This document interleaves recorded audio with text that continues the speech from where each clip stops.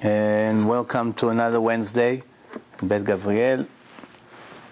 I have, you ask about any specific topic. I have a few topics. That doesn't mean that we're going to speak about them, because I always plan to speak about something and I ended up speaking about something else. But I always like to ask, if you have any topic that you want to ask about or hear about, then we'll start with your suggestion. If not, I'll force my topics on you. So, one of the two.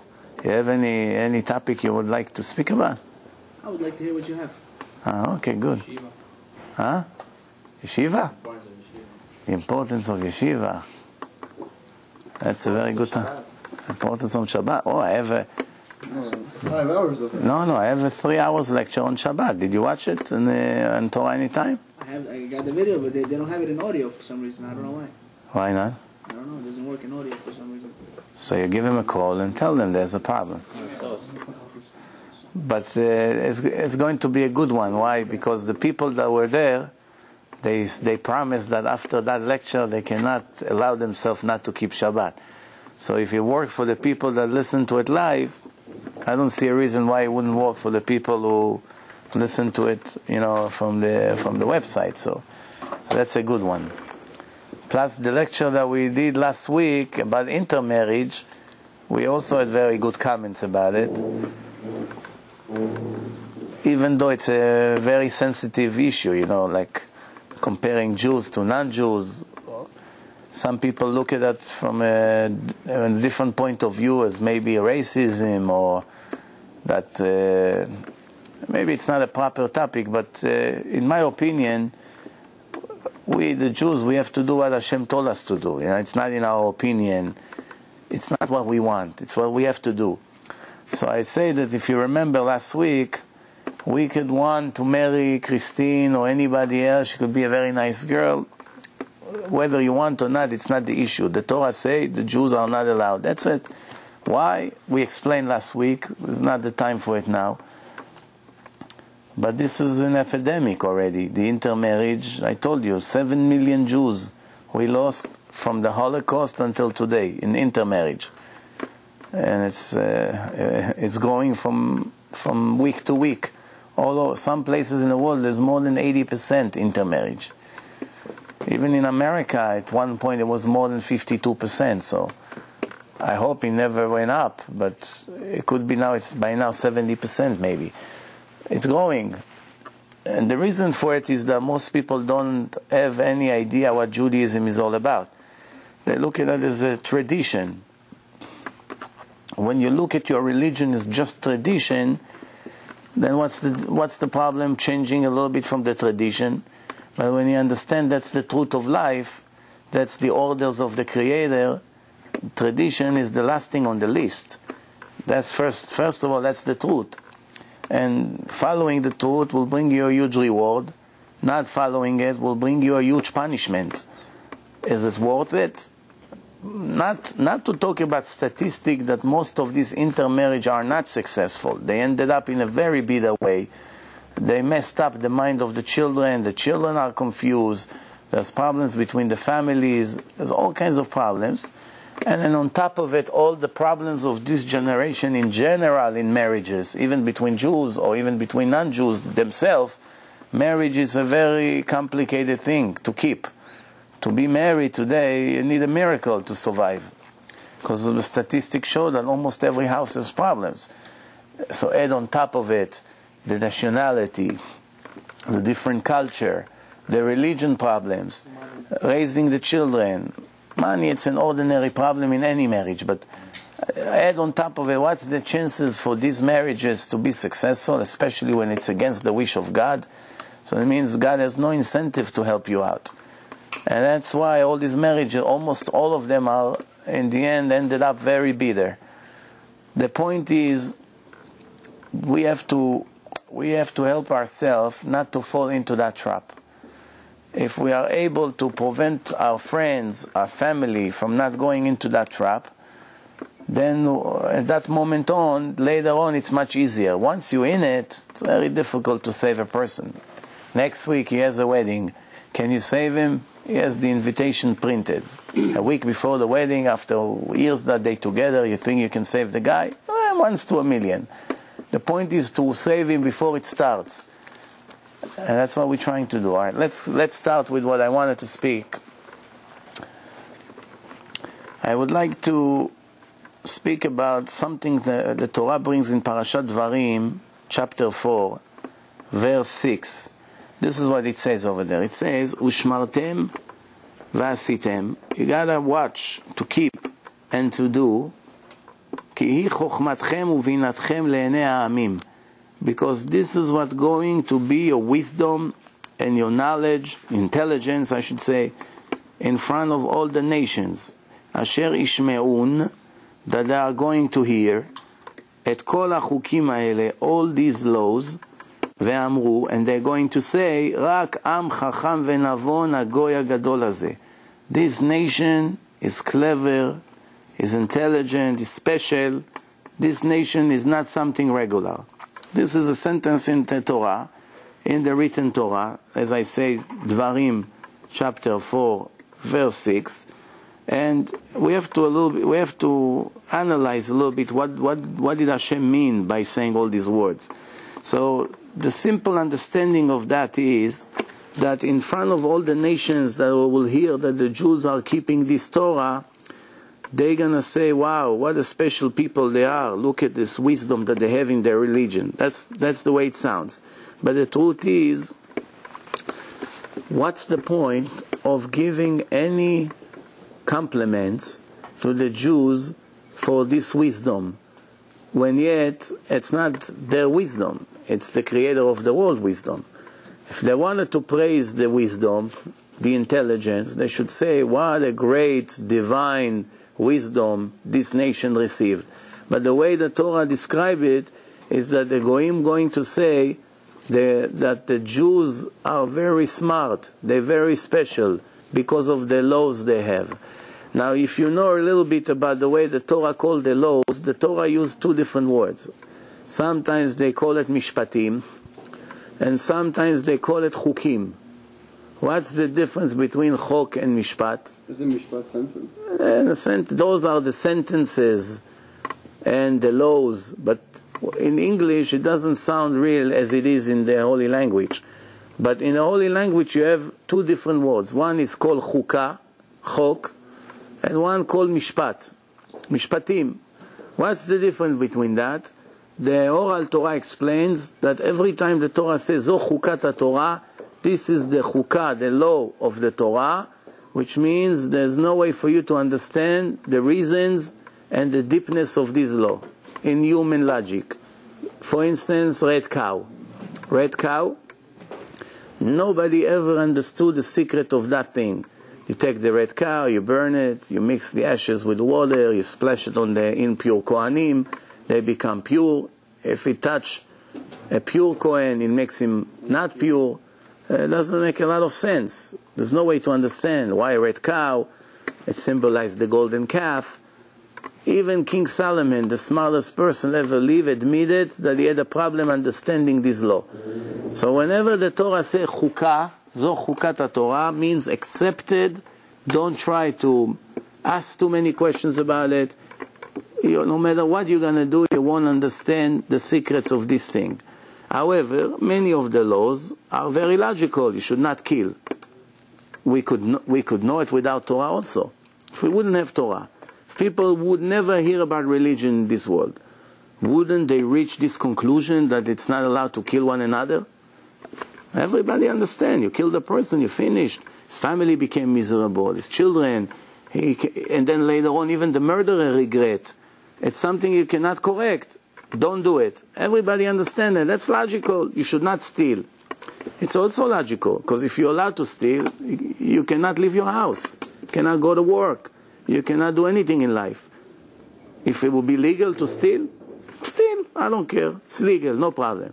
Can you manage society like this? You cannot live like this. So even without Torah, you would understand this. Right?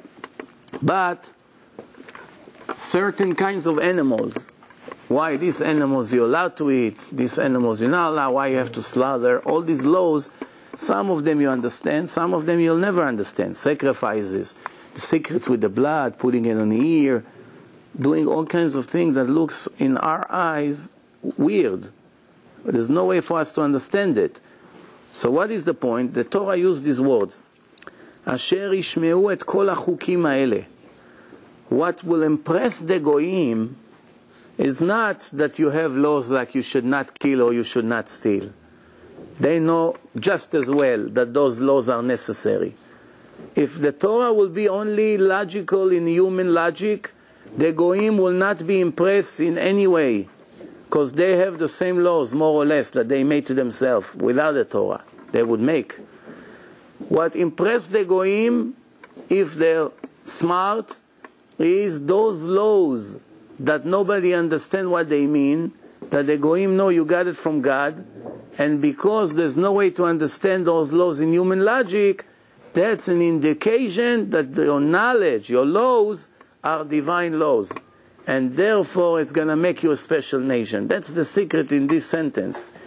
So right after that the Torah say, what's the proof?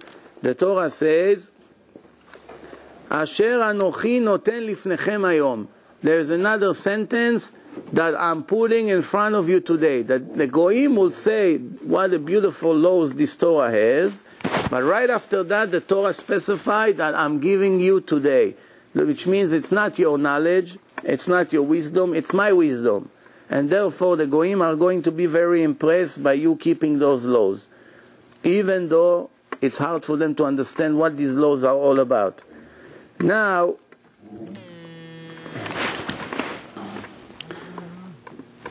let's mention some of those laws that I said that are not really logical in humans' logic. One, it's Shiluach Haken. You have a mitzvah, you want to take the chicks or the eggs from the bird, the nest, you got to send the mother away, and you take the eggs, and therefore the Torah promises you long life. Do you see any human logic in this mitzvah? No human being will ever imagine to make such a law. It's a law that nobody understands, which makes us understand that there's something here that we don't have an understanding here. It's a divine law. We don't know why. Only God knows the deepness of this mitzvah. Then, sacrifices in general. Sacrifices. What's the connection between a sin that I made here, that tomorrow or the next day I'm going to have to go and slaughter an animal, an innocent animal, because I made a sin? Nobody understands. What's an obligation for a Jew to murder the nation of Amalek with no mercy? So if you say the man, I understand, because they always attacked us. Today, by the way, we don't know who is Amalek, because it's all got mixed. But there's an obligation to murder their infants, the babies, their animals, to destroy everything they have. So in other words, nobody in history would come and claim, even the biggest rabbi in the world, that this is a human logic mitzvah, that a man will make such a law, that all the generations, every time you see a baby or a kid from this nation, you have to destroy them. Maybe in a generation then that Amalek used to fight against us, then you're running into these arguments that today they have with the Palestinians. When you attack the Palestinians, there's always a chance that some of the kids will get hurt. Now the question is it okay or it's not okay? Those who say it's not okay, they say, what does the kids have to do with the war? They're innocent. Those who are saying, what's the difference? Those kids today, they are kids. In 5 years from now, they'll be terrorists. Because statistics shows us that that's the case. They're all joining the war. So what's the difference if you kill them now or you kill them 5 or 10 years from now? Either way, they are potential terrorists. In a few more years, they're going to fight against you. But the point is that we learn from God one thing, that God judged the people according to where they are right now. If they are going to be wicked in a few years, it doesn't mean they have to die today. So therefore, we always have these efforts not to hurt innocent kids, knowing one day they're going to blow us in buses. Knowing it, it's a fact. It's just a matter of time. but we still don't want to do it now. We're waiting for the time that they really come and fight against us, that we should protect ourselves. This is the conclusion today. Now, there's another mitzvah, chametz in Pesach, to clean, to make sure there's no breadcrumbs. No human being will think about such a mitzvah. And therefore, there's many, many other mitzvot in the Torah that we have no understanding why it was so important for God. Yes, the Torah gave an explanation, because in Egypt, you didn't have time to make bread, it did not rise the dough, you didn't even have 18 minutes for the dough to rise. Therefore, as a memory, you have, so no problem. You want me to remember Pesach, so you made me already achilat matzah. That's a memory, it's enough. Who cares that I have some breadcrumbs or I don't have, or a little bit, some of the pasta oil drip somewhere in a counter? Who cares? Anyway, nobody sees it.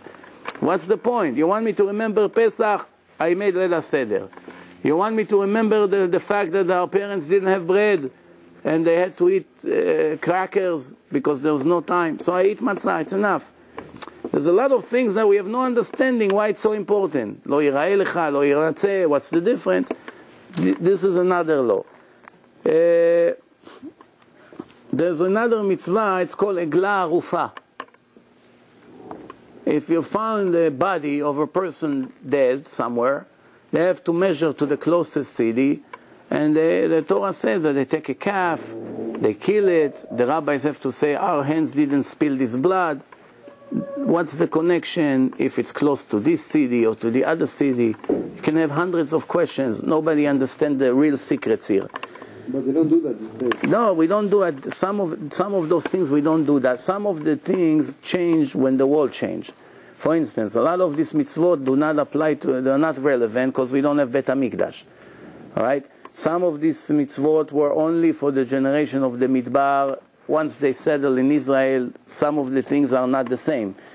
But the final conclusion for all these things, as I told you, that it's a divine wisdom.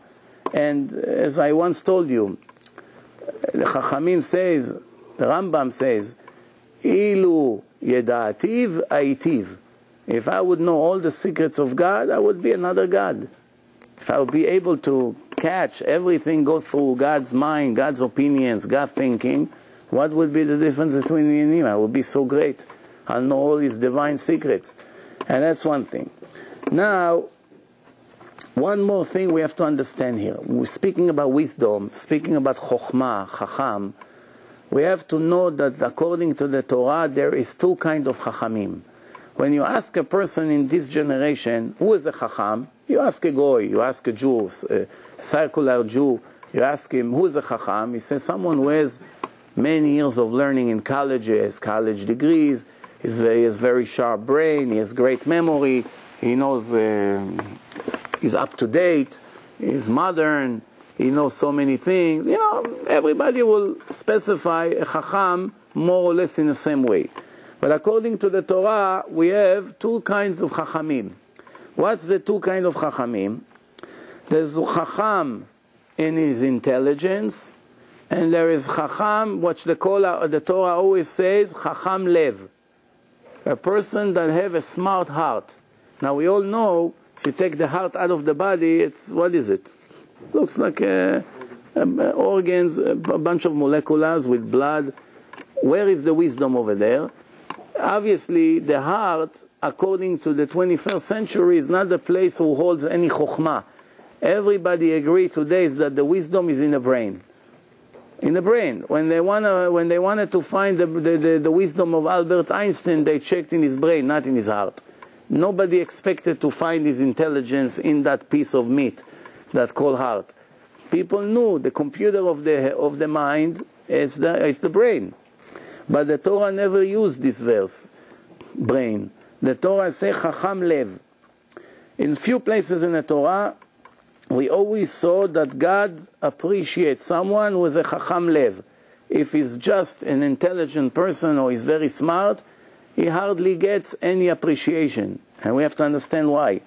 Then, when we look in the Oral Torah, we see Chazal telling us something very interesting. It says, Chokhmah b'goyim ta'amin. Wisdom by the goyim, by the non-Jews. If you see wisdom, don't be surprised. Believe it. It's true. Torah b'goyim al ta'amin. Torah b'goyim al ta'amin. What does it mean, Torah b'goyim? Don't we have goyim today in universities and this, that they speak words from Yeshaya, from Yirmiyah? They know the Chamisha Chomshe Torah much more than a lot of Israelis that grew up in Israel. They know. I saw that professor here, the Christian professor, how he was saying the verses from the Yeshaya, Isaiah, Jeremiah, Hosea. He knew a lot, no? So what do you mean Torah b'goyim? There's some goyim that even learn Gemara in some places, in Austria. A few articles of them. What does it mean Torah? Torah b'goyim. You see today a lot of people who knows and speak and give beautiful lectures. You see a lot of people that call rabbis. You see a lot of students, scholars. Thousands you see around in Queens, Brooklyn, Monsey, Israel. Everywhere you go, you see people that busy most of the day with Torah. How many of them really have control? They really bought, they really own the Torah? You can count on few hands. How many? How many people really reach the level of Talmid Chacham Amiti, real Talmid Chacham? How many you think? The Gemara says from 1,000 that goes to Bet HaMidrash, they don't talk about people like today that go to Bet HaMidrash. That from 10 hours that they sit in yeshiva, they really learn 2 hours net. In between all the false conversation, telephone calls, break, lunch break, breakfast, dinner, cigarettes, coffee, tea, speaking about that, problems that they have every 2 minutes, go to the Rav to cry. In between all that, 2-3 hours he learns, oh wow, it's a miracle. Miracle. If he learns really net 2-3 hours a day, it's a great achievement. So that's one thing. Second, the Gemara said that from 1,000 people who go to Bet HaMidrash, one of them becomes a Talmid Chacham. I want to tell you a story. You know, you heard about the Ramchal? The Ramchal. Luzzatto. Rabbi Moshe Chaim Luzzatto. What's so special about the Ramchal? It's an unusual Kabbalist. We had, Baruch Hashem, many Talmidei Chachamim in the generations. We had a lot of great Kabbalists. But we can count on one hand how many of them were unique. Very, very special. What does it mean special? They brought knowledge to the world that nobody was aware of that knowledge. Almost nobody was aware of it until that moment. So if you want to speak about the greatest Kabbalist that been in the last 2,000 years, so obviously you have Rabbi Shimon Bar Yochai, which wrote the Zohar. That's the foundation of the Kabbalah. Then you have the Ramban, 750 years ago, was a strong Kabbalist. Then you have the Ari HaKadosh, 500 years ago. The Ari, which thanks to the Ari, everything we know in Kabbalah is really thanks to him. Then you have Cordovero, also was very big Kabbalist. And you have the Rashash, Shah Rabbi from Yaman. And you had the Gaon Mivilna, the Vilna Gaon. And Luzzatto. And maybe I left some out. But like I say, you can count on 2-3 hands how many special Kabbalists you had in the last 2,000 years. There were hundreds maybe. But some that brought such unique information to the world that made a revolution from that moment on. Among them, one of the greatest was Rabbi Moshe Chaim Luzzatto. 250 years ago, he lived in Padova in Italy, died age 38. All the books that he wrote is deep, very sophisticated Kabbalah. Not only you have to be a genius to understand, because every word is calculated 100 times. And his books, you don't have one extra word. There's not one word you can erase from his book. You can learn his books like you learn Gemara. How in a Gemara you cannot erase one word, because you erase one word, you erase the whole sugya. That's how calculated his books were. One of his classic books was a Musar book. Perhaps the greatest Musar book, called Mesilat Yesharim, Path to the Just. 250 years already, almost every Jewish house had this book. Everybody who is in Torah, it's an obligation to have these books. All the foundation of life, Judaism, is in this book. So many hundreds of Musar books were written to explain this book. And he wrote in his introduction, I did not come to teach people what they don't know already. I just came to refresh their memory, to go over it once in a while, that they remember what they already know. But the truth is that every word over there is deep secret, everything. Now, why do I tell you this story? What's the connection? Not that many people know that the Ramchal decided to write this book after he went to Frankfurt. He went to Frankfurt and he came to a yeshiva with 300 Talmidei Chachamim. Each one of them minimum the Chazon Ish in his level. You know who was the Chazon Ish? One of the greatest rabbi lived in the last 100 years. Or in general, for all the generations. So he went to a yeshiva there in Frankfurt, 300 Talmidei Chachamim. And he saw the way their life is, the way they behave, the way they live with the faith to Hashem, and he decided that the generation is sick. I imagine if it would be in this generation. I don't think his hand would move to write a book from frustration. And after he saw what happened in that yeshiva, he decided to make a book for the general knowledge, a Musar book. And this is, I'm telling you, those were people that you ask them every word in the Torah, they'll tell it to you by heart. So if he had criticized those rabbis, 300 of them, what would we say? What? How much we know?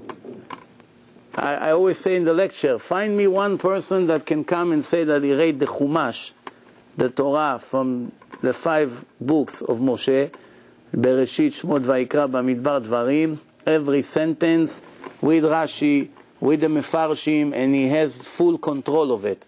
He knows who is the son of who is the brother of who is the wife of who, the order in the generations, and so many other simple questions that they teach in kindergarten today. A lot of the Baalei Tshuva, they don't know it. I'm not talking about the Tanakh Bichlal. Tanakh, most people don't even have one page in the Tanakh that they know. I'm talking the Torah. The Torah is a mandatory things. We run, Baalei Tshuva become Baalei Tshuva, they run to yeshivot all over, they learn right into the Gemara.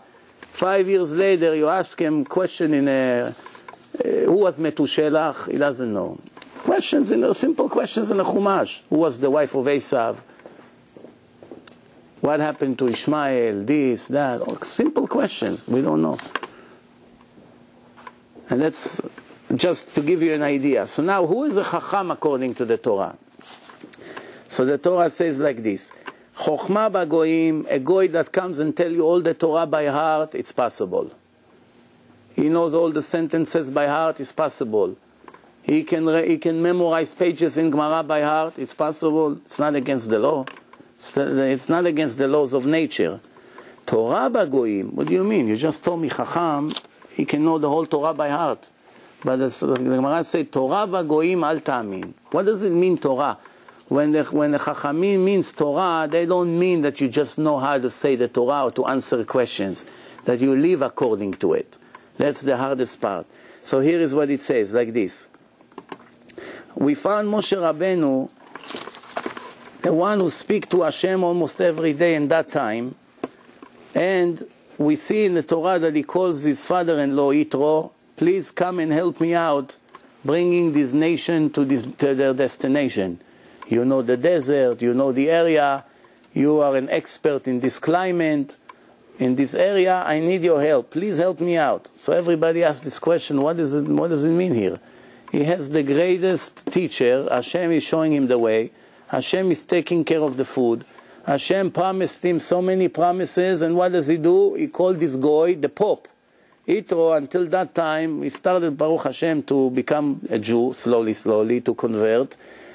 But still a goy, he was the master of Avodah Zarah, of idols worshipping.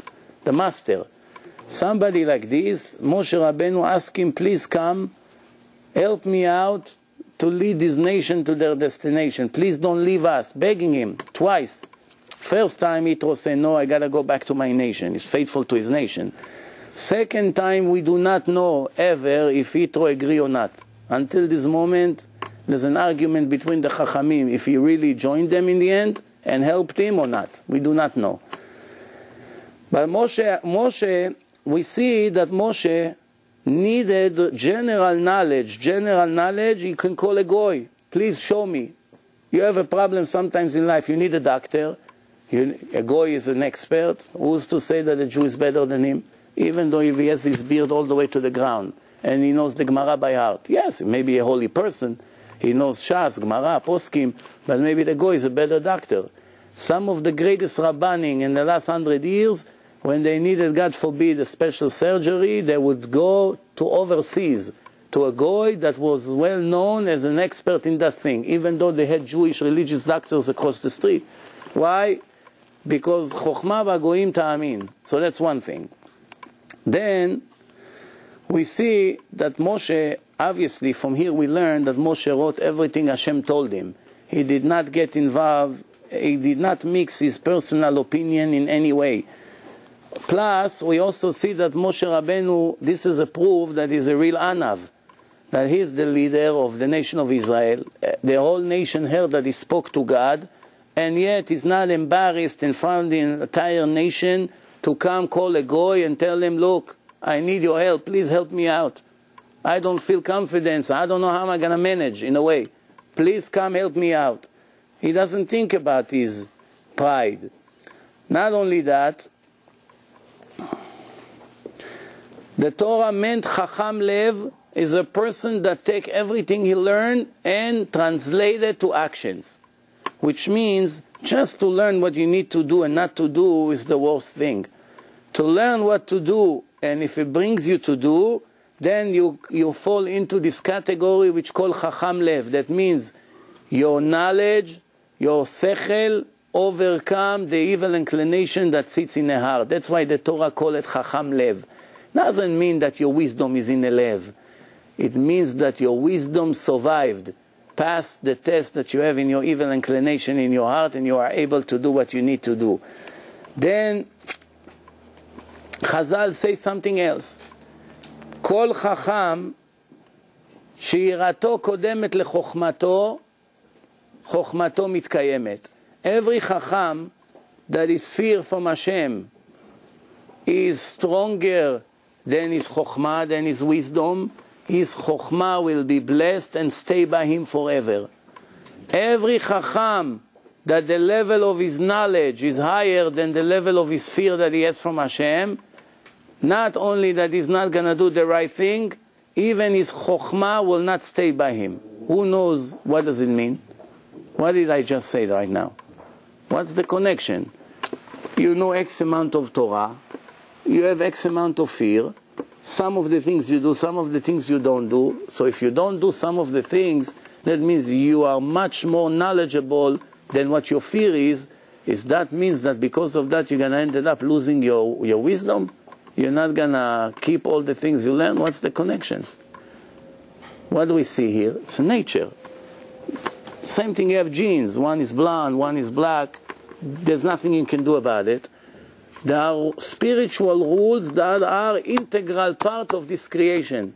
And this is what God says. If you're going to become a Talmid Chacham and your personality will not improve, you're going to stay jealous, you're going to look for pride, you're going to still be stingy, you're going to be lazy, you're going to be angry, you're going to be egoistic, you're not going to have mercy on people, you're going to put down people, you're going to be proud, and so forth and so on. The list is very long. It would be better off for you not to live. But Hashem, all my life I learned Torah. I know all the Torah by heart. What do you mean? You said in the Torah, Limud Torah keneged kulam. The answer is, the reason I gave you the Torah is to overcome the bad list, to purify yourself from all these bad traits. And that's why I gave you the Torah. If you learn all the Torah and you still stay the same, you're a lost case, my friend. And that's why comes the Gemara and say, Talmid Chacham shemidotav ra'ot, nevela srucha bashuk tova mimeno. A Talmid Chacham that have bad midot, a dead rat in the street is better than him. That's the Gemara. That's what's beautiful about this religion. No nonsense, nothing under the rug. The truth must be said in any given moment. You understand what we just read here?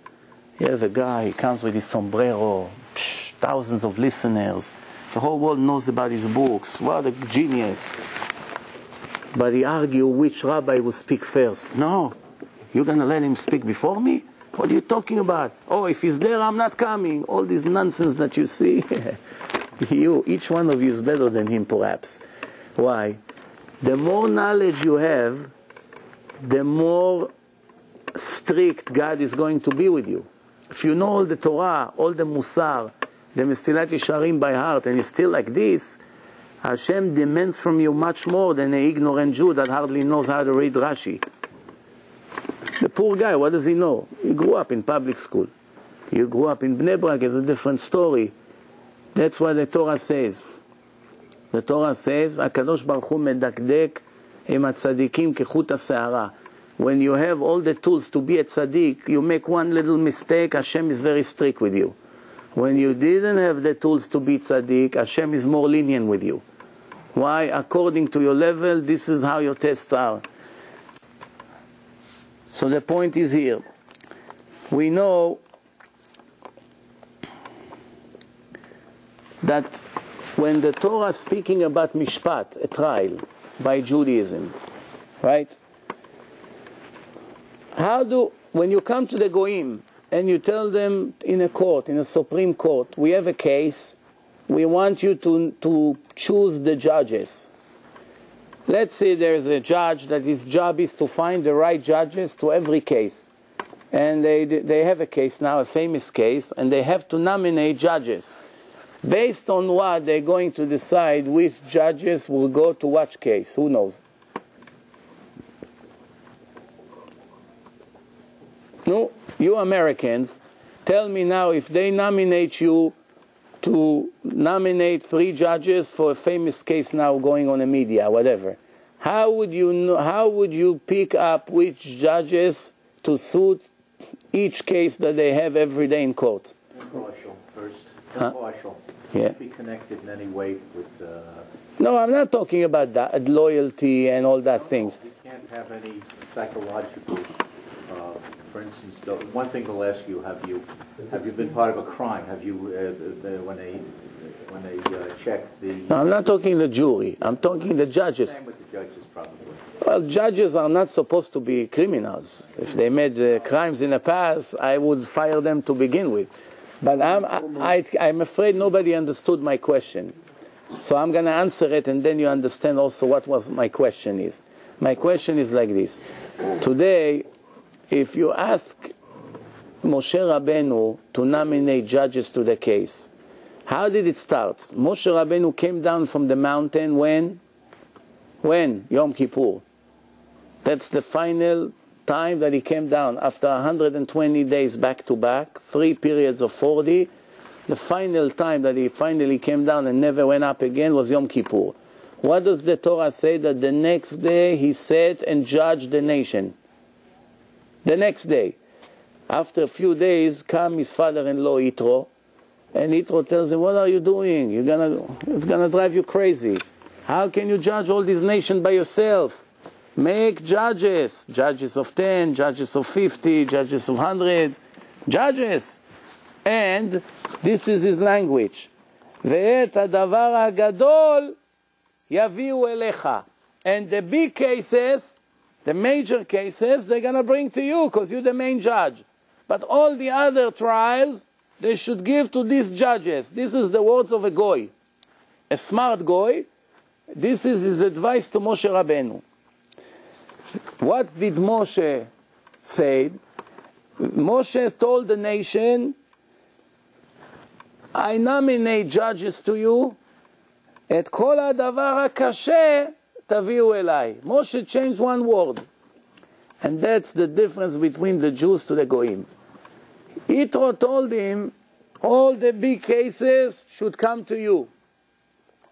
Moshe told the nation, all the hard cases should come to me. Who knows the difference between big and hard?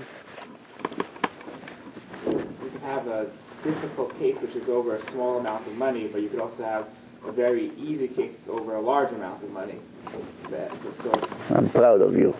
Right to the point. The Torah teaching us din pruta ke din mea. The amount of the money is important, but it's not the major thing in every case. It's the difficulty to reach the truth, to investigate the witnesses, to know all the laws, which is a complicated law about money and an interest. It's over years. There's so many contradictions, and they keep changing the deal. This is such a complicated thing. It could be the end of it, it's only $1,000. That's it. Altogether, it's going to be a case of $1,000 to here and there. But it's such a complicated thing. You got to go over phone bills and calculate interest and go from there, and what happened from this moment when you changed the deal up to here it was interest, and from now on it was allowed, and then it went back to be interest, and it's depends if he give you money, if he paid you salary or not. There's so many laws. Each one of them changed completely the verdict. Sometimes it could be over $1 million. In 5 minutes the judge knows who is right. Landlord and tenant. The tenant didn't pay 5 years rent. They both say what's the reason. After hearing the tenant, he knows he doesn't have a case. It could be $1 million, it could be $1,000. The case is very simple.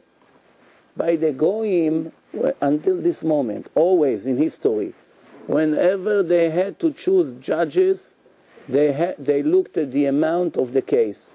And based on the amount, they decide which judge going to be. If it's a case of $500 million between Microsoft and Google, they're going to choose the best judges in the Supreme Court.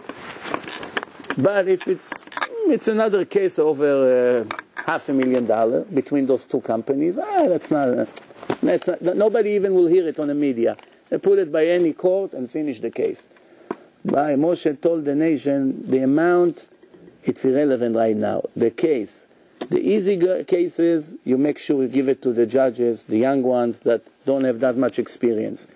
But the hard cases has to come to the right judge, to the smartest judge, which in that case it was Moshe Rabbeinu.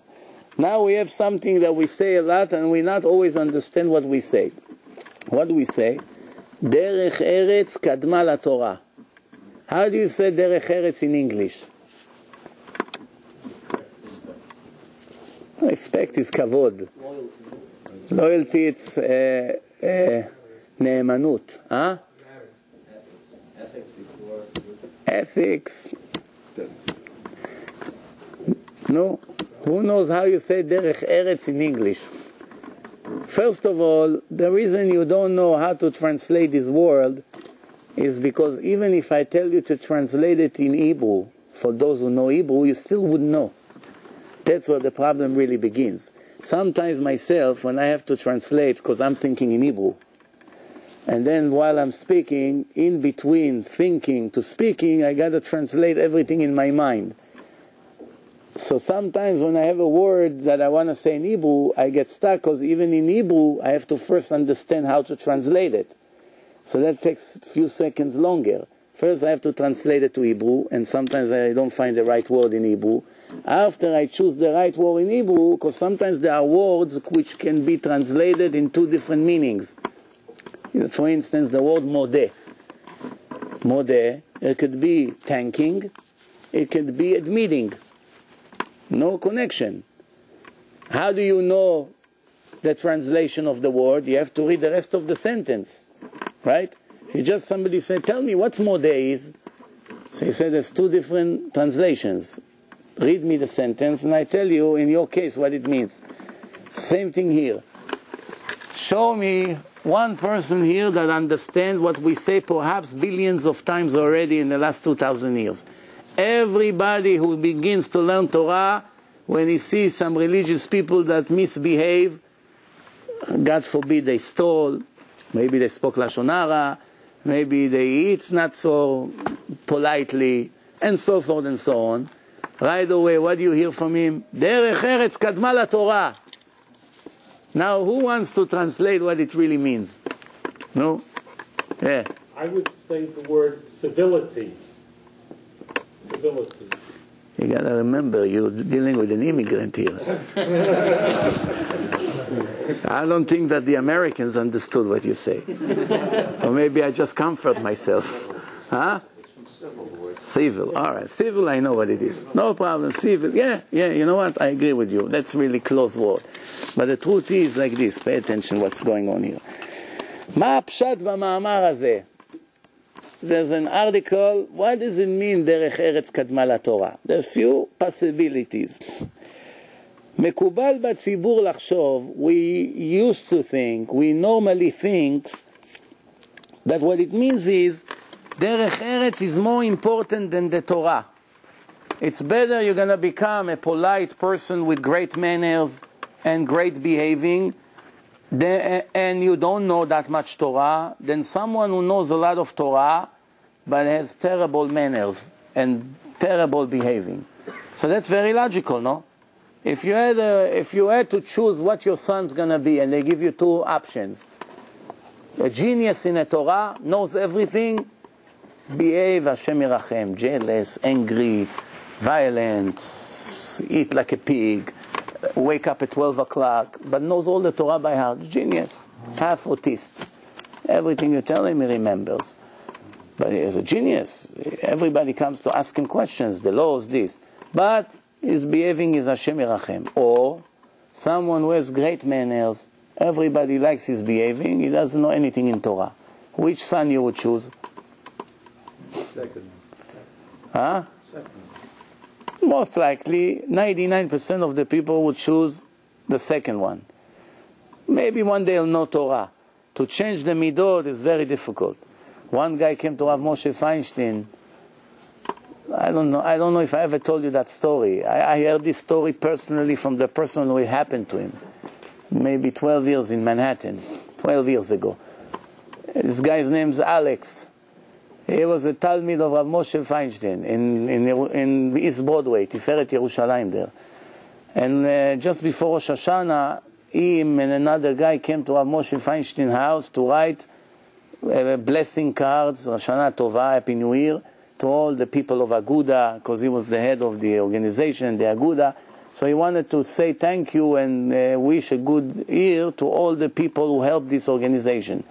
Obviously, the Gadol Ador doesn't have times to sit days and write so many cards.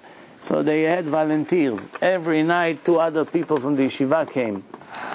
And this night, this guy Alex and another guy came. And they sat there from 8 to 10. At 10 o'clock exactly sharp, not a minute before, not a minute after, he was going into his pajama and get to bed. So that night, these 2 guys and the wife of Rav Moshe Feinstein was sitting and filling up the notes over there. At 12 o'clock, just when they were about to leave the house, he got up from his bed, he came out of the room, almost crying. Thought maybe he had a bad dream. So he looked at him and said, Alex, what happened? Please, I'm begging you, forgive me. He said, forgive you for what? Kvod Harav. So he said, please, forgive me. He said, okay, but for what? What did you do? He said, what the ungrateful person I am. You're sitting here doing my job, you and your friend here. For so many hours I went to sleep without telling you good night and thank you.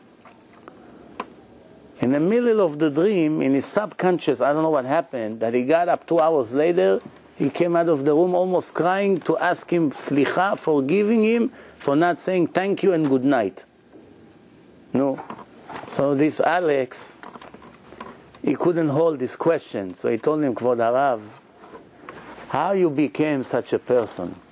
How? I mean, it doesn't make sense. I mean, we all learn Torah, we try. How something like this bothered you so much? How you became like this? He wanted to know if he was born like this, naturally, or he wasn't like this and he became like this. So he told him it took me many, many years of very hard work. Years. And that's what the Torah says. It's easier to learn the entire Shas, the whole Gemara, than to change one midah. If you a jealous person, and you're jealous what other people have, and you try to take it out of your heart, not to feel bad about other people's success, it's harder sometimes than to finish the entire Gemara. Why? That's a real war. And that's why the Torah says, Ezu HaGibor, Who is a hero in the eyes of God? HaKovesh et Yitzro, the one who wins against the hardest battle in life, against the Yetzer Hara. Every second of life, it's a war against the Yetzer Hara. One time you win, then the next moment you fail again. Sometimes he looks to you after a year, you know what? I'm not proud anymore. I don't feel that I had this pride panicking attack that I had every time someone embarrassed me or this. I used to get offended. I'm not proud anymore. Look, I'm humbled. I don't care what people say about me anymore. I don't care where they make me sit. I don't care if they appreciate, they don't appreciate me. I don't care anymore. I did a lot. Hashem send you another test, crush you to zero. I just thought I'm humble. Look at me, how I behave. Gotta start all over. Yeah, that's what life is all about. That's what, by the way, that's what the reason why Hashem gave us all this Torah. Torah, its instructions. And you see through the stories of the Torah how great people, such as Korach, 250 chief rabbis, what happened to them? They were buried alive because of pride. Pride. He has his own yeshiva. He has hundreds of students or thousands of students. They wanted to nominate him to the chief rabbi of Israel. So there were 10 arguing, fighting for the same job. One won, and the other 9 did not get the job. What happened? Some of them say, Baruch Hashem, Hashem wanted, he's a good rabbi, no problem, we wish him good luck, from the bottom of our heart. But it's not always the case. So what do you see? That it can happen to great people. If it happened in the generation of Moshe Rabbeinu, it for sure happens today. So now, let's understand what it means. It means like this. When we checked inside the Torah, we saw that all the generation that lives before Matan Torah, before the Torah was given to the Jews, Sodom and Gomorrah, the Babylonian towers, all these people, they got punished for their bad things, even though they did not have any books of instructions. The people in Sodom and Gomorrah, did they ever get instructed by God not to do homosexuality and all the bad things that they used to do over there? They never got any book. Did they have a prophet to warn them? Did they have a leader to teach them something?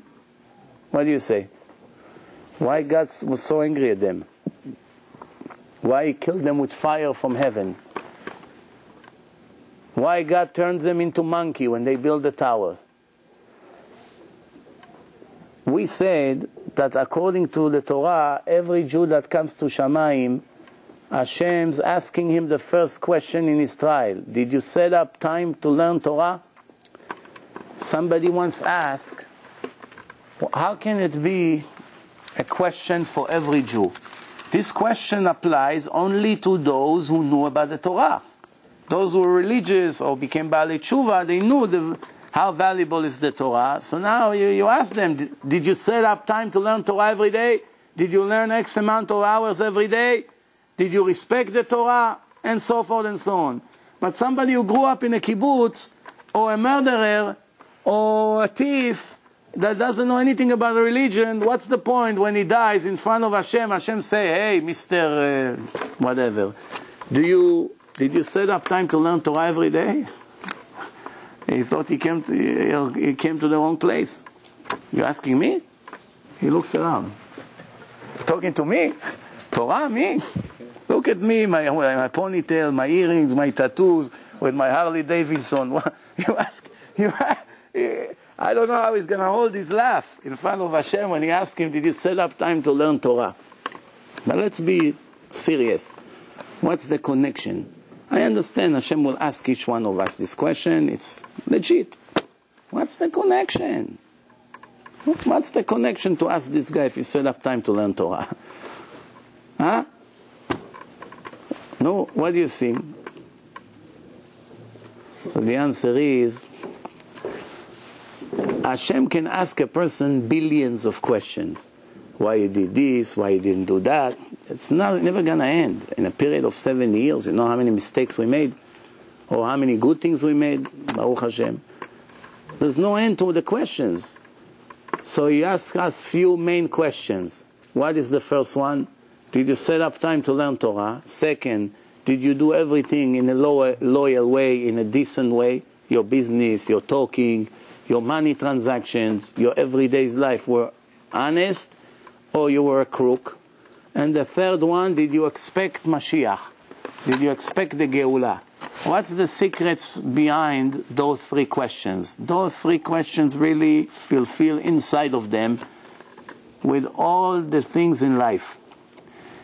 If you would set up time to learn Torah, all the other bad things that you did that I'm about to punish you about would not happen. Because if you learn Torah serious every day before everything else, most likely, it's no guarantee because we saw people who learned Torah and did not become better, unfortunately. But most likely, you would get out of your being stingy and proud and running after money and all kinds of things. You would have stronger faith. You would be much better father, much better husband, much better businessman, and so forth and so on. So all the problems that you have now, we are about to sit and judge you for it. It's a result of not learning Torah daily. Not giving the right food to your soul. That's question number one. Question number two, did you work out on your integrity? Because just to learn Torah, it doesn't mean you're not going to stay a crook. You got to fight with this because it's every second in your life. You come to a store, you want to buy a product. You want to sell a product. You're sitting with somebody even in the learning. Even in the learning you can be a crook. You sit with a guy you learn, you're wasting an hour of his time because your pride doesn't let you admit that you know that he's right about what he say. But he's only 4 months in the yeshiva. I'm here 20 years. He's gonna be right in front of everyone. So he's gonna burn an hour for all the people around trying to find answers. Maybe by mistake I'm gonna find an excuse and I'm gonna convince him that I'm right. Walking home knowing that guy was right. What a punishment this guy is going to get. First for the pride. Second for the lie. And the worst for wasting time of Torah for all the people around. For what? For one bad thing. Ga'ava. Then, tzipita la-Mashiach. Did you expect the Mashiach every second of your life? Why it's such an important question? Because if the answer would be yes, Hashem, then mean you knew that this world was not the right place to be. It's only a place of a test. You did not fall in love with this world. You wanted, when is Mashiach gonna come and this misery is going to be end? But if you did not think about Mashiach, that means you love this world. You want to stay here. You build yourself places here. You're thinking, how am I going to buy another chain of stores? And how I'm going to buy another this and that. I'm going to buy and I'm going to expand and I'm going to do that. And you're almost 90 years old. Who do you want to swallow? You're exploding. Why? Because you live for here, not for there. That means all your life was a mistake. A Jew that lives without expectation is not expecting the salvation of Israel. That means he doesn't care about God, number one, because God is suffering from this situation. Tsar HaShechina, the Geulah, what is this? Tzipita leYeshua, who cares? Tzipiti leYeshua, no, I want to live in the United States, like Vinny and Tony, selling tires, whatever. What's the problem? Did I kill anyone? You like them, exactly. Why? Because you as a Jew should have known that you're only a visitor here. This is all an illusion. That's not the purpose of life. So why do you eat your heart so much about what's happening here? You made money, you lost money, you have problems, the police after you, they put you in jail, they got you out of jail, you lost this, you lost that. Why do you eat your heart so much? You got married, you didn't get married. What do you care? You have to focus on the right things to do. The rest is not in your hand. Hashem didn't want you to get married. Hashem didn't want you to have children. If you wanted, you will get married. The fact that you're not married, that means He doesn't want. What's the reason? Do the best you can. You should worry about the situation of Klal Israel, the nation of Israel. Look at them. They live in a complete darkness. Your brothers, your cousins, your sisters. There are so many Jewish kids go to learn with Chinese and Goyim over here. They don't know one word in Judaism. You have millions of dollars in your bank account, some hundreds of millions. They do so many nice things to themselves. Their cousins, their nephews are going to public school because their parents cannot send them to yeshiva because it's very expensive, and they can care less about it. They buy another leather jacket for $2,000 tomorrow. But they won't send the other guy to yeshiva for 6 months. You understand? That's a problem here. That's why those 3 questions are as follow. Did you set up time to learn Torah? Were you decent and honest in every day of your life? And did you expect it to be over already, or you fell in love with this world? I once asked a question. If Mashiach will come tonight to Yerushalayim, and you're going to turn on CNN and see, wow, a great thing is happening in the Olive Mountain in Jerusalem. The mountain exploded and broke to 2 halves. Started to move. There's a siren. Somebody called Eliyahu Navi, came and announced that the Jewish salvation is about to start. And all the Jews have 48 hours to come to Israel to take part of this salvation. How many Americans will run to the airport? Americans. They're not going to want to give up all their buildings here. The stores, the cars, the position.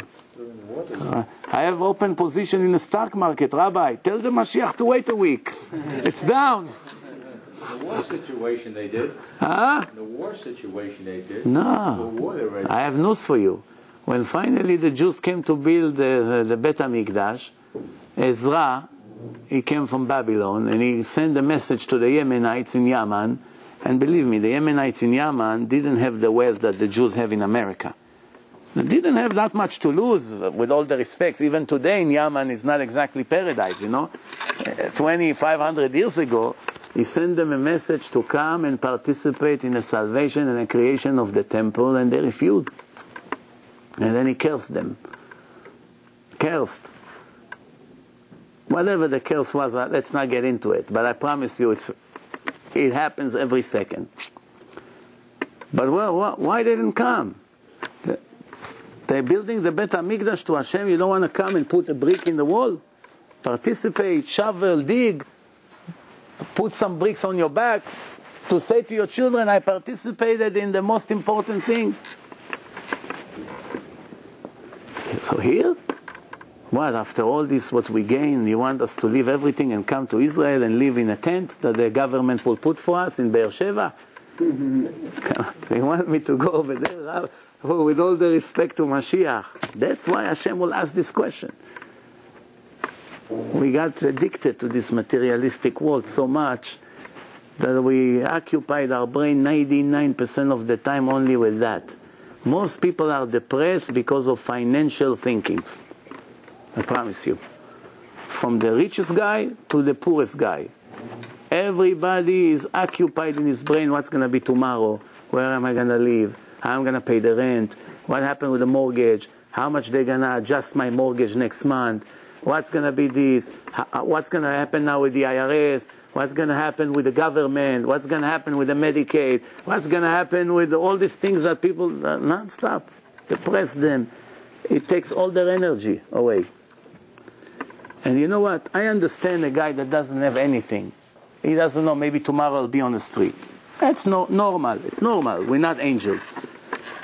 But there are people who have billions and they're also mentally stressed, worry. One of them told the rabbi, the year 2008, I hardly gave $1 mitzvah. A billionaire, not millionaire, a billionaire. 2008, we did not open the checkbook for charity yet. Why?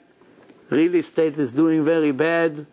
We're in the middle of projects. We don't know if we're going to make any money and this and that. I understand if he doesn't have money to eat tomorrow, fine. Still have hundreds of millions of dollars coming from all over. He doesn't even know how much he has. And the yeshiva needs few $1,000s a month, not few million a month. Few $1,000s just to stay even. We did not open the checkbook yet. What happened after this conversation? God forbid his son had an accident. Don't ask what happened. Who knows? Maybe it's connected, maybe not. I don't know. Let's move on. Yeah, true story. Hot from the oven. Just came out.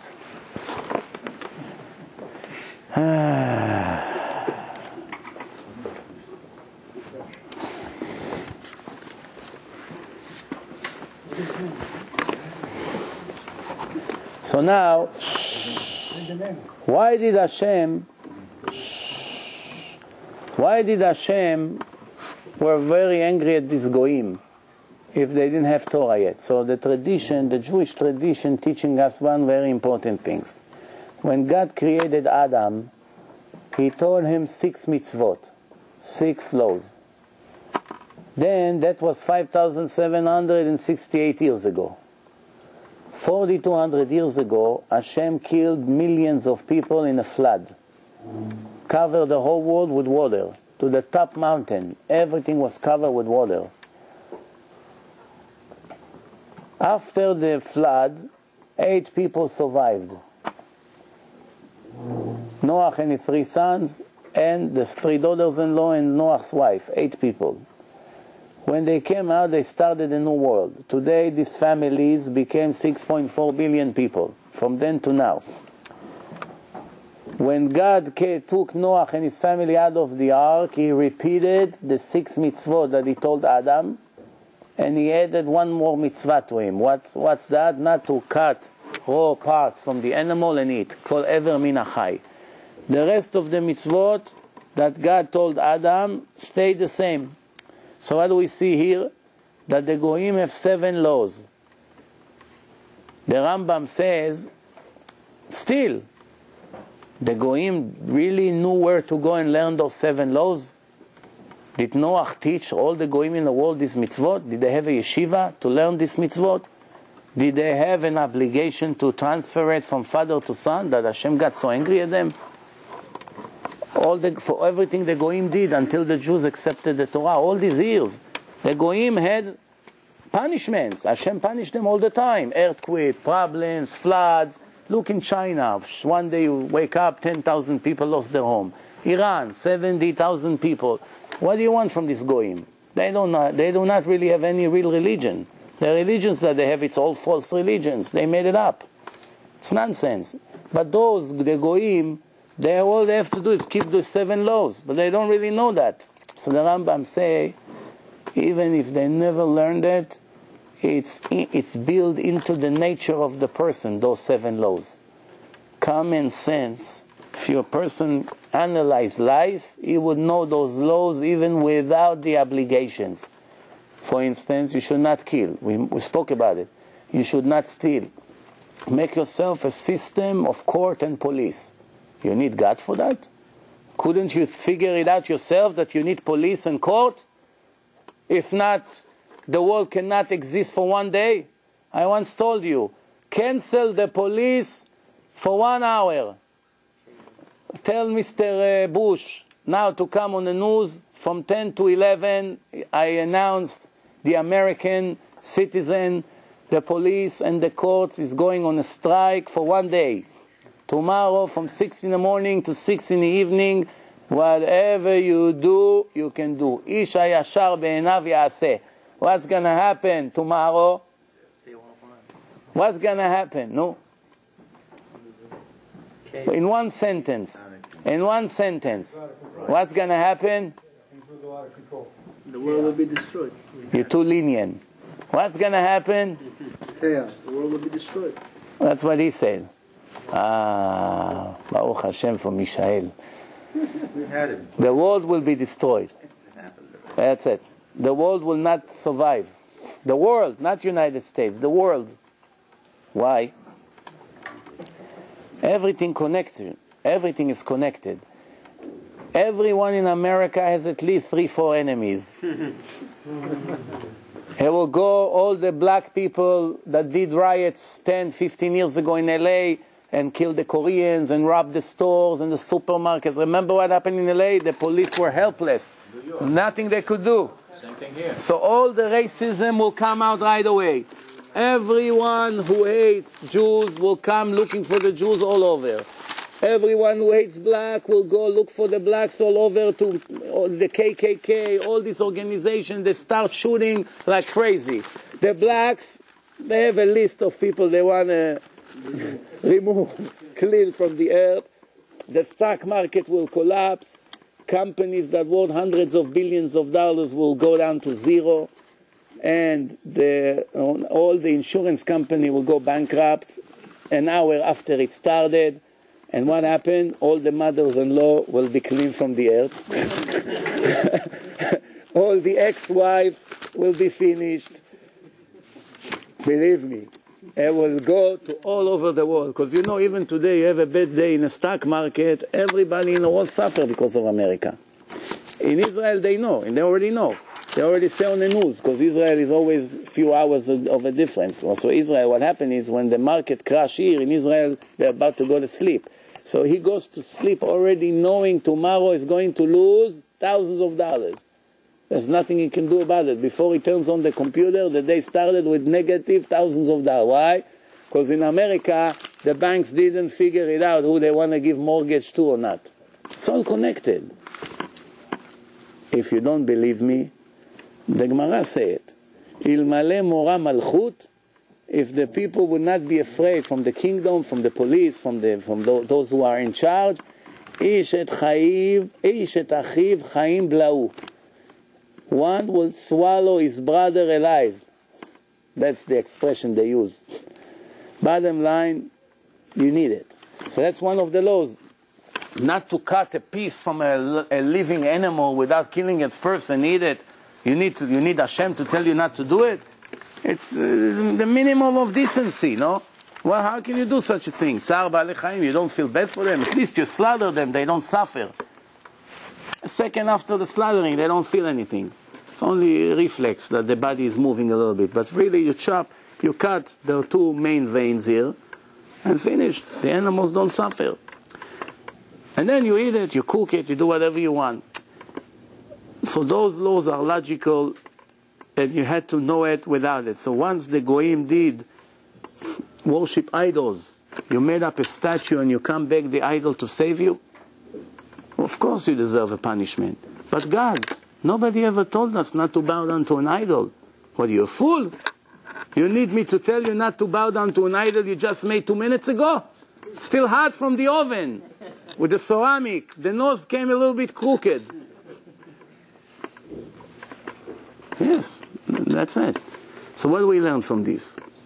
The same way Hashem punished the Goyim when they did something against human logic, against common sense, He also rewarded them when they did something that is with common sense. Like the Gemara said, there was a Goy, you know the story, Dama ben Natina, he was selling jewelry, they came from Beit HaMikdash to buy a stone, his father was sleeping, he didn't want to wake up his father, he was very honest, and he felt bad for his father. He has no obligation, the Goy, to respect his father. Goyim doesn't, it's not one of the 7 laws. And what happened? He had a red cow. That night he became a billionaire. So you see, Hashem was very happy from him, that he respected his father. That's common sense. You don't need Torah for that. You have to be grateful to your father. He took care of you all your life. You're not going to respect him? So bottom line is, all the laws that are not logical in the Torah, you needed the Torah for it. All the laws that are logical, you could reach it by yourself. That's what I always say. You should not kill, you should not steal, you should not speak Lashon Hara, you should make police, you should make courts, you should... all these laws, even without the Torah, normal people should have gathered together and make a constitution. To sacrifice animals, you need Hashem for that. Not to eat chametz, you need Hashem. To make matzot once a year, you need Hashem for this. How to slaughter the animal, you need Hashem for it. Which animals are kosher or not, millions of constitutions will not figure it out which animals are kosher or not. What, you know billions of animals? That's the combination. That's what I started the lecture with. The Goyim see that the Jews have something that didn't come from the people, came from a superpower. And they're going to say, Ki am chacham v'navon hagoy hazeh. And what does the Jews do? Convert to be Catholic. Yeah. Yes. or the Dalai Lama. He made shidduchim to some religious people, the Dalai Lama. One guy went to the Dalai Lama. He went to him, Israeli guy in India. So the Dalai Lama told him, where are you from? He said, from Israel. The Dalai Lama, he wrote it in a book of Rav Chaim Welder. He sent him a letter and he published it in his book. He told him, the Dalai Lama told him, you are a Jew and you came to me to be here. That's what he told him. The Dalai Lama told him, you the Jews have all the truth. All the philosophy of life is by you. Everything the Goyim learned was learning from you. Why you came here? So he sent him back to Israel. Few months later, the same story repeated with a girl. The girl came to him and also spoke to him and he said, you a Jew? Go back. And then he had the information of that guy that came to him and he told her, and contact this guy and tell him that I sent you. Maybe you'll be a nice match. And they got married. Sometimes Hashem used the Dalai Lama to be the Shadchan. At least he didn't charge them Shadchanut, you know.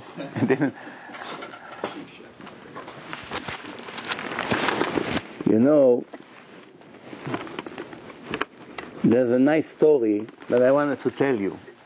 I just wasn't sure where I want to start it, in the beginning or in the end. So the story goes as follows. You know, it's a true story that someone sent to Rav Chaim Welder. He published it in his book. It's hard to believe, but that's it. Those stories bring us closer to Hashem if we open our eyes.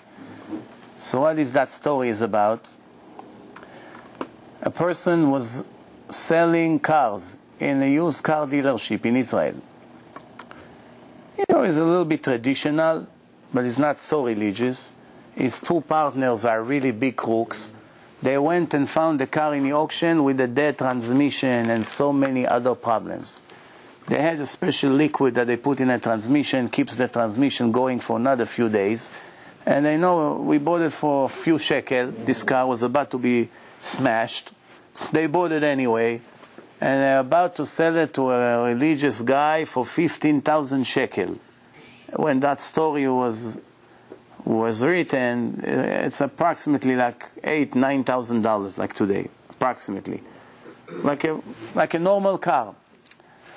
The problem is that when the religious guy is sitting with them in the office and all the cars are outside, this guy, Reuven his name, he's telling the story. He comes out of the office and he sees outside next to the cab over there that brought them over there, a kid sitting in a wheelchair. Religious kid, young kid. So he comes to the kid, he says, hey, what's your name? He says, Moshe. Where are you from? What are you doing here? My father is inside. We came to buy a car from you. Oh, that's your father, the rabbi inside? He says, yes. Ah, very nice. His conscience begin to pump. You know, wow, we're about to sell this car to this. So the kid says to him, I cannot get on a bus, the school bus, and my father has no choice, so he borrowed money because he need to buy a car to take me to yeshiva every day. There's no other way, otherwise I cannot get to learn. He said, why your father borrow money? He doesn't have money to buy such an old car? He said, no, my father is a Rabbi. He hardly makes money. You know, we're very poor. So, but he has no choice. He got to take me to school every day. So he go inside. He comes inside to the thing and he say to the religious guy, but you don't have to take this car today. Maybe you come back next week. Maybe we have something better for you and with a better price. He begins to hint to him, but he's in front of these two crooks. So one of the guys looked at him like behind the back of this rabbi. You crazy? What do you do? Shh, be quiet. So he said to the rabbi, we bring sometimes cars. Maybe I saw that you have your son over there with a wheelchair. Maybe this car is not so comfortable. The trunk is not so big. Maybe come back next week. We'll have something better. So the rabbi said, I'm sorry, I must get a car today. Tomorrow he won't go to school if I don't get a car. So after they filling up the papers, he begins to count the money. Just when he's about to give them the money, he put his hand on the money. No, don't give them the money. The car has a dead engine, dead transmission, dead this, that. You drive it 2-3 days and it's going to die. So, the rabbi looks at him like this. The two people look at him and said to the rabbi, they don't give up. Don't believe him, he's crazy, he's Meshuga. This is a fantastic car, come take it to a ride if you don't believe. They don't give up. Don't believe them, they're liars. They begin to punch him, fighting inside the office. He's all bleeding. He said, don't trust them, don't buy the car. He screamed to the boy, don't let your father buy this car. So he didn't buy the car. I don't have to tell you what happened the next day. They call up a guy from the mafia. It's all in a junkyard, you know. And that guy in the mafia is a judge in cases like this. They want him to pay at least $10,000 for the damage, because he was supposed to get 5 from the 15. You lost, but we want our 10. And of course the gangsters say, sure, you made them it's like Sodom and Gomorrah, you know.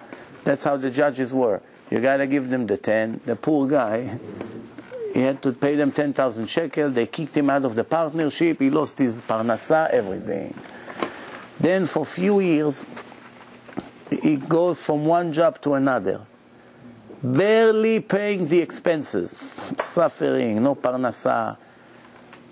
Every time he comes to his wife, he see, look what I did to myself. I could have had today so much money, and now we have nothing. And his wife told him, no, I'm proud of you. You did the right thing. Money, it's not everything in life, but look how much we suffer. I look at you and the kids. I eat my heart. She said, don't worry. One day, somebody told him, listen, there's a job to be a mechanic in a company of buses, to be in charge of all the mechanics over there. They're looking for especially somebody to get the job. Your chances are not that great, because there are going to be hundreds of people looking for this job. He pays a lot of money. What do you have to lose? Go to the interview. He went to the interview. He saw so many people sitting outside. And he said, well, should I maybe just give up and leave? So I'm already here. Let me fill up the application. What do I have to lose? So he goes in front of a committee, a board. Please tell us. They look at his application. Can you tell us all the jobs you worked in your life? He said, I wrote it over there. So they look inside and say, okay, wait for us. We'll call you if we need you. Stay outside. Almost an hour passed by. He was about to get up and leave. Then one of them, it's all religious people. It's a company of Haredim. One of the guys comes out. He says, excuse me, can you come back in? Comes back in. He says, are you sure that in this application you told us all the truth? Is this all the jobs you really worked in your life? Of course, he didn't write that he was a used car salesman. So he told them, why, you're trying to step on my nerve, to pinch my nerve? What are you trying to do? No, by any chance were you selling used car dealers? He said, yes. So one guy looked at him and said, you got the job. He looks at the guy and says, I know you from somewhere. He said, yes. I am the father of the handicapped boy. Remember me from a few years ago? You saved me from losing my money. Now, with the years, I advanced. I am the head of the board here in this company, and you got the job. And this guy got the job, and in a few years he made a lot of money, became a very important person, and he had to write the story. They published it in a book. Hashem has patience, we don't. That's where the problem begins, and that's where the problem ends. You need patience. With Hashem, sometimes it takes 500 years until He pays you back. Or 500 years until He punishes you. You see in the Torah. It says, Shaul HaMelech, thanks to his modesty, his daughter Esther had the merit his grand-granddaughter Esther had the merit to save the nation of Israel. How many years were between Shaul HaMelech to Esther? Who knows? 500 years different. 500 years difference. Or Moshe Rabbeinu and Yitro lived 3,400 years ago. But in their previous life, they were Cain and Hevel. That was 5,760 years ago. So what do you see here? Almost more than 2,000 years. Until Cain murdered Hevel, he had to come and paid him back by giving him his daughter, Yitro. Yitro is Cain. And Tzipora, the wife of Moshe, that he gave to Moshe Rabbeinu to be his wife, there was as repentance for murdering him in a previous life. What do you see here? You think you live 40, 50, 70 years and it's over? It's only one moment of life, yeah. Moshe's father-in-law wasn't Jewish. Converted. He was the Pope. We had a professor here 2 months ago, over here, a Christian professor teaching in university, the Christian University of Manhattan. Had this on Torah anytime. Yeah, sure. A real big shot.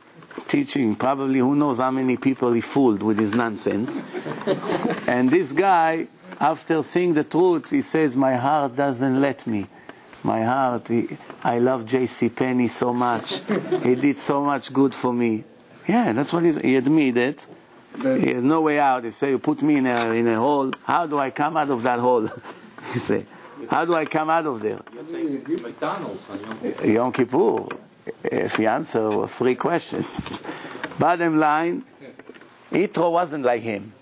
When Yitro found out that Israel is the important nation, he left the idols, he left his Christian university over there, and he came to start all fresh. His wife wasn't Jewish also. No, first of all, you have to know one thing. This was before the Torah started.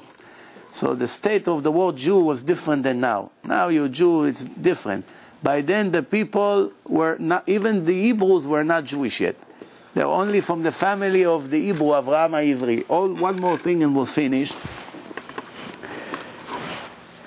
So, when we say the next time, Derech Eretz Kadma La Torah, it not necessarily means that if you have good personality, it's more important than someone who doesn't, but even though he knows Torah. It means Derech Eretz Kadma La Torah, that means before we became knowledgeable in Torah, we had common sense.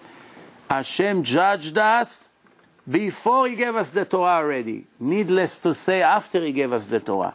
And we learn from all the generation prior to the Torah. When they did something against human logic, against common sense, they got punished. Cain, how Cain got punished when he killed? Somebody ever told him he's not allowed to kill? You understand? So that the point is, like what I'm trying to say is that there are things that you do not proper in life, and you may say, where does it say in the Torah it's not allowed? It's minimum of derech eretz. Don't have any excuse. You know it's not the right thing to do. And therefore, one more thing, as I say, last thing for tonight, because time is running out.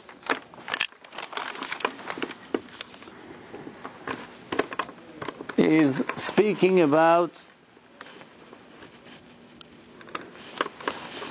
animals. Animals. Is it allowed for a Jew to have pets in a house? I have a dog. So maybe I change the subject if you have a dog. Maybe certain animals. Huh? Certain animals. Which animals are the most filthiest animals in a creation? Dogs. 2 animals. Dogs and cats.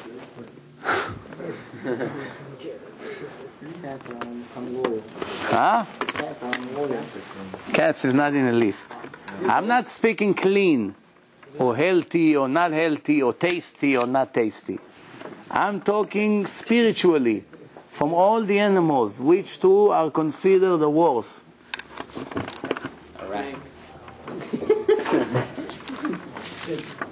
Snakes. So a pig, everybody agree. And what's the next one? Huh? The dogs. Yes, the dogs. Now the question that I have is, the Torah tells us that Chazir in Hebrew means chozer, return. Chozer, ani chozer, that means I'm returning. Chazir comes from the word chozer. The Torah says the status of the Chazir will return to be kosher. Eventually, one day, after Mashiach comes, the Chazir will be permitted to the Jews to eat. Now I want to tell you something that you may never heard before. When the Jews occupied the Holy Land, and they occupied the land of the 7 nations in Israel, they were allowed to eat chazir. That's after they got the Torah.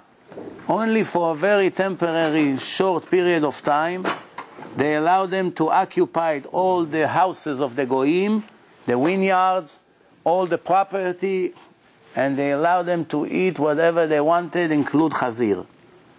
Why? Don't ask me why. It's very complicated to understand why. But for a certain period of time, Hashem allowed them to eat chazir. What was the... There was a tzav hasha'ah. You know what tzav hasha'ah means? That sometimes the prophet can come and say, only for today, this and this you have to do. But only for today.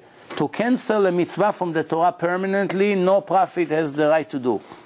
But only if a prophet comes and say, I know the Jews are davening every day 3 times, today there's no time for davening. Hashem wants all the Jews today to come and demonstrate in Great Neck why the taxes are so high over there. The prophet, a kosher prophet, came only for today. No davening today. Is allowed. But to come and say the Shachrit davening is already cancelled forever from now. You can sleep as long as you want. That's if you don't have to move your car 7 o'clock in the morning. But this mitzvah does not apply anymore. Or tefillin, you have to put only in the hand, no more on the head. Because anyway your head is rotten, so you might as well don't need tefillin for the head. We listen to him, the answer is no. We have rules in prophecies. So why can't you have a dog in your house? Okay, so now 2 animals are cursed. Actually, the snake is also, you're right. But for this argument's sake, those 2 animals, the pig and the dog. Now, what's the reason that in Noah's ark, Hashem told all the animals not to multiply, not to have babies? Why? Anyway, there was no room. You know, you have to also calculate, Noah's ark have 3 floors. Just the waste of the animals in a period of the time they were in the ark, they calculated, the scientists, 800 tons of waste. Noah had to store in the ark in that period of time that they were hiding from the flood. Now, add on top of it how much food he needed to have for all these 2 million species that he had in the ark. How do I know 2 million? Approximately 2 million. Why? That's what we have today. We had much more than that. All the big animals, the dinosaurs, all of them could not enter the ark. So they all died in a flood. That's why they found their bones all over. But those who fit in the ark, they went in. A lot of them are insects, you know, little ones, so they don't really catch so much space. They all went inside. This whole ark was obviously a miracle to begin with, from the beginning to the end, because all the animals came by itself. Imagine if Noah had to go and bring 2 million visitors. Hey, I'm taking you to a trip. So obviously the miracle started right away. I mean, but the point is that how do we know we have at least 2 million? Because that's what we have today. At least 2 million different kinds of animals, species. And then for sure we may have more. Some of them disappeared. You know, they disappeared. They hunt them until there's none left. Or maybe the weather changed and all kinds of things like this. So bottom line, if we have today 2 million, for sure we had then 2 million or more. And they all went in the ark of Noah. And he had to feed all of them. Him and his sons. They were busy all day feeding the animals. One of the animals bit him. You know the whole story. You read a little bit about the Midrashim of the thing. But the dog did not listen. Also the crow also is cursed. The crow, the bird. The black crow. Also. But from all the animals, pig, and the dog are the worst. Because they didn't listen to Noah? That's one of the reasons. But I guess there's more secrets into it. But the question that I have, how is it possible that the chazir one day will be kosher? We have a rule that the Torah will never change ever. It's an internal Torah, it's a divine Torah. So the answer of the Chachamim is not that the Torah will change. The Torah told you that every animal that have 2 signs is kosher. The pig will change. The Torah will stay the same. The Torah says 2 signs. Chew is cud and split hoofs. Right now the pig has what? Only split hooves, but it doesn't chew his cud. One day, Hashem make a miracle in the world that the pig will start to go like this, like the cows. And one day become kosher. He will vomit his food and begins to swallow it, and that's what's going to happen. And then when the Midrash said that in the end, when Mashiach comes, Hashem will call all the Jews that did not eat pork. And will say, Yavou kol elu shelo achlu chazir, all those who did not touch this meat and get the reward. Why not? Huh? It's a line and taste it, right? You know, it's interesting. A lot of non-religious Jews, you give them anything you want, they're not going to touch chazir. That's a mitzvah with luck. Some do. It's mitzvah that more people have attention to. But the interesting part is that when I go to the Chinese here in Main Street, they do not know that whatever chicken that they buy, first of all, it's not kosher chicken, but it's also cooked in the oil that they just cooked pig in it a minute ago. But the worst part is that I once saw that the Chinese people over here in Main Street, they cooked a cat in the oven, and they were eating it with their hands. A real long cat. 6 Chinese people eating a cat. And I was thinking to myself, how many Israelis and Americans sitting in this Chinese non-kosher restaurant eating from their oil and their oven, know if they only knew that they cooked a cat in this place, what do you think they do? They eat in Israel. They import Thailandic workers from Thailand.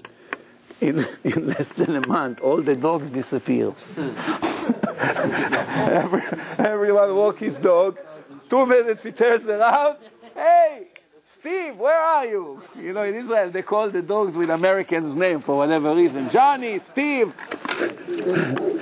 Where is Steve? Because he's then you see the leash. The leash. 46 Main Street, the leash of Steve. They eat dogs. They don't eat the pets, though. They eat the dogs, but they don't eat the pets. So that's one of the reasons why you can't have a dog in your house, because it didn't obey. Dogs, it brings bad luck in the house. Plus, it can make a pregnant woman lose her baby. But if you have a backyard, you can keep the dog outside. It's no problem. Okay. Yeah. Yeah, once a year they got rewarded because they didn't bark in the Exodus of Egypt. Who's to say that if you're the most filthiest thing in a creature in the world and you did something good, that Hashem doesn't pay you your reward? He still pay you your reward. When an animal is used to tan the parchment of tefillin, zuzot, Okay, I think next Wednesday maybe you replace me here. It's about time. Huh? Yeah. By themselves, by nature, are very loyal animals. Right, they're loyal to the man. All these things is right. They're loyal, they deserve reward, they save life, they do all kinds of nice things. Oh, you know, when I came back from Israel, I didn't tell you that story. So, we have a Yemenite guy in yeshiva. He asked me a favor if I can bring him a bag from his mother in Bnei Brak. I told him I'll do my best. Hashem directed me, I don't know how, 2 or 3 blocks away from his mother. And I said, I'm already here, I'm not going to have any excuse. I was right here. I told my friend, was with me, let's go, I pick up a bag. What was in the bag? The mouthwash. Israeli mouthwash is a triangle bottle, mint. But we brush the teeth on Shabbat, it's liquid. So, I went there, Yemenite woman, she opened the door, she gave me the bag, I smelled the mint, one of them was already leaking, they leak. I say, okay, I'll take it. Then I tell my mother, don't give me a food to take to Israel, to America, they open the suitcase, they throw everything. She tell me, what are you talking about? I prepare pistachios and cashews and this and pizza and that. Wow, chocolates packs for the kids, candy, toffee. All right, you know what? If you already put, you might as well put as much as you want. If you don't put it all, it's better. You put, we'll take the risk all the way. Then I get to the airport, I see the guy comes with dogs. For a minute I thought I'm in Germany, Nazi Germany. They come like this with the dog. I see the dog is hungry, looking for something. They come right towards me. And I know I have pizza, pizza, the smell of the pizza, the garlic, the onion, everything. I smell it from the bag. I see the dog comes to me. He comes to my suitcase and my bag. He goes like this, left and right. And I'm standing over there. I say, what an embarrassment I'm about to have. 500 people waiting for their suitcases. Then I see, so the guy tells the dog, what's happened, honey? What happened? Let's go. The dog moves left and right. I see the dog is confused. Then he saw he doesn't know what to do. He gave him a kick a little bit. He moved him. He turned around to the woman next to me. Ma'am, can you open the suitcase? She opened the suitcase. She had one apple. She told me, what's the problem? I have one apple.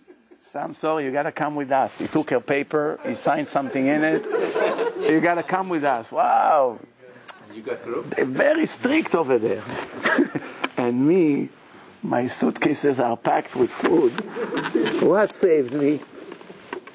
The mint. The mint. There's no other explanation. The dog smelled that mint. I guess they train them. They let them smell something, and when they find it, they give them food, meat, something. This is how they train them. They're robots. A dog is a robot. He knows every time he's going to recognize fish, he's going to get a nice steak. He smells cocaine, he's going to get 5 steaks. So he's looking for those smells. Mint, they never thought of it, that somebody will bring mint that's leaking inside the suitcase. So I told the Yemenite guy, thank you for giving me all this mint. That saved all the things. All right, time is up. We're going to daven Arvit Bezrat Hashem. Any questions before we're done? Yeah. I'm still on the dog? No. And the curse about the Yemenite? Yeah. You want to know the curse? It's not nice. Maybe we have Yemenites watch, listeners. You don't want to repeat. But they know that Ezra, a sofer, he gave them a curse for not coming to participate in Bet HaMikdash building. So, okay, you know what? If you insist, I'll tell you the curse. You know what was the curse? Some of us will think it's a blessing. But Ezra, no, it's not a blessing. He cursed them that each one of them would have to be a boss. You know what it means? That no matter where you're going to go, you want to be in charge of everyone around you. Now, if you put 10 Yemenites in one minyan, each one wants to be the boss, what's going to happen? The next day you have 10 synagogues. You know the joke. One group of Jews landed in an island. And just when they landed in the island, they didn't know if there's Jews there, nothing. They saw a lot of animals there, lions, tigers. And then one guy said, I saw a Jew over there. Tefillin, talit. They run and say, hey, there are Jews here? He says, no, only me. They say, but we see 2 synagogues here. One on the left, one on the right, and you're the only Jew here. Say, yeah, I'm here for many years. I landed here and I'm alone here for many years. So why you have 2 synagogues? Here, no matter what, I'm not going to daven. He needed a shul to hate. Politics. Here, I'm not coming. You understand? Good night.